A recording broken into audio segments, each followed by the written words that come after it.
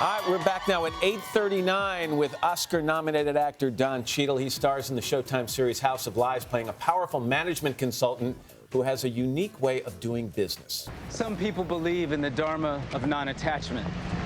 Some people believe in the dharma of loving kindness. But I've come to realize that I believe in the dharma of search and destroy.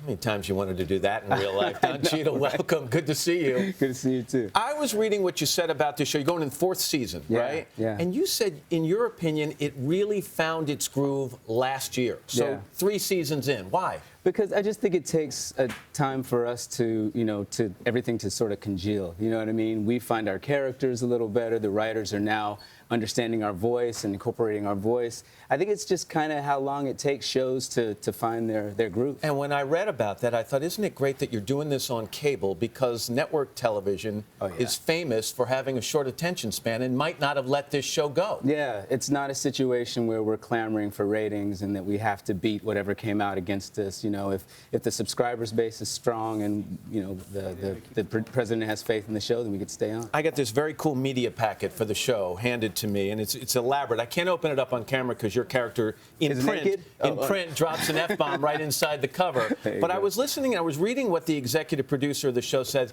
and he says many of the episodes in this year, in this season, were inspired by the fable of the scorpion and the frog. Can you give me the little version of that? Yeah, well, basically a scorpion wants to cross a river. He asks the frog if he would help him, and the frog says, "You're a scorpion." And he goes, "But it doesn't make, I wouldn't sting you because we'd both drown." He goes, "Okay, hop on my back." And then halfway across, he stings him. And the frog, as he's drowning, says, "Why did you do that?" He goes, "I'm a scorpion." It's in my nature. That's basically it, What did you think was going to happen? And so the characters are walking that line between what they'd like to do, your character, and his nature. What's his nature?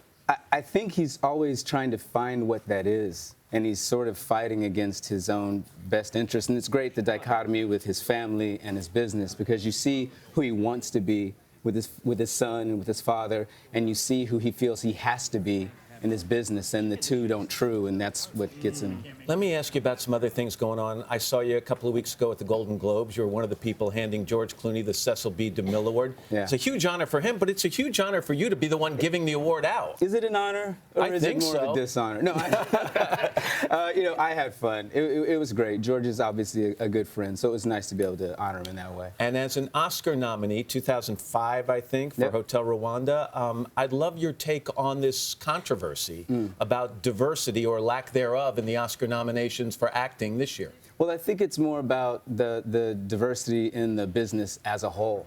And I think this is just a microcosm of the macrocosm. And, when the base of the Academy is, I think the mean age is 62 years old, and they're mostly white men, it's not surprising what comes out. So I don't think it's really about who gets nominated. That's not the thing. Although there is an attendant, number to what happens for movies that do get nominated. So it's a shame if you're not in that category, because it could mean a certain financial hit for your project. Right. But it's really more about the business, I think, than the Academy. I think the larger picture is the way to look at it. And just quickly before you go, you're about to make your directing debut and starring in a movie about Miles Davis, the jazz great. That's got to be exciting. Yeah, it is. It was very nerve-wracking, and I'm just starting to. Is that Miles, or is that you as Miles?